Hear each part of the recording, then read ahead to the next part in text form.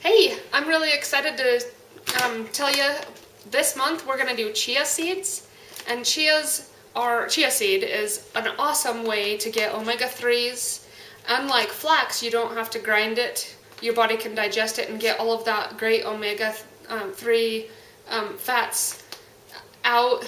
That's a lot of fats that our children and our families aren't getting these days. And so I'm going to show you a few recipes that are going to be fun, that are going to be really fast for you to send your kids out the door in the morning or yourselves and have a really awesome breakfast. Way better for you than cereal or something like that. And I have my mom who's going to say how much she loves chia seeds. Well, I do. Yeah, and the first time I ever tried a chia, I just drank it just in water, and I wasn't that impressed. But then my daughter and my daughter-in-law started feeding it to me, and then I was eating it, and I didn't know that that's what it was, and I was like, this is so awesome. Yeah, so don't just put it in water and let it set, and because it turns gelatinous, and if you're not used to that texture, it's hard. Now, my family's used to it, and so I make chia pudding, and my kids will eat it, and it doesn't bother them too bad. They seem to eat it pretty good, but you're not going to notice that in these recipes. Another thing that I love about chia seeds is because they turn gelatinous, they're a great substitute for eggs. They hold recipes together, and I have a child who's extremely allergic to eggs, so we use chia seeds. I take 1 tablespoon of chia seeds and soak it in 3 tablespoons of water, and then mix it in the recipe, and that's as good as 1 egg. And it works better than anything else I've found for an egg substitute. Chia seeds also have a lot of fiber, a lot of protein. They're an awesome little superfood. So the first recipe we're going to do, Mom's going to help me, and the first thing that I gotta do is I have to start soaking my chia seeds. So while I'm gonna put them in a little container and put some water in there, okay. And you take a scoop of, we're using almond butter, and that I like the almond butter because it has a crunch to it, and I really like that crunchiness in the morning, but you can probably use crunchy peanut butter. My husband likes it with crunchy peanut butter too.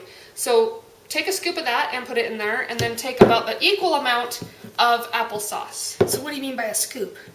Like a half a cup. Oh. And the fun thing about these recipes is that they don't have to be exact. You can, as long as you pretty much have equal amounts, it'll work. And you can even figure out, like... Would you say that's a half a cup? You could even figure out if you like it more with more almond butter, or if you like it with more applesauce. So a half a cup of almond butter, a half a cup of applesauce.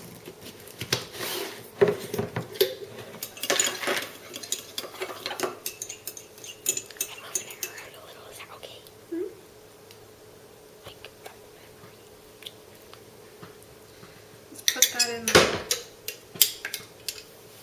About that much. And then we need some type of sweetener. You can use, I use organic maple syrup. And I'll put about a tablespoon in there. Waylon likes his a little bit sweeter. And then some cinnamon.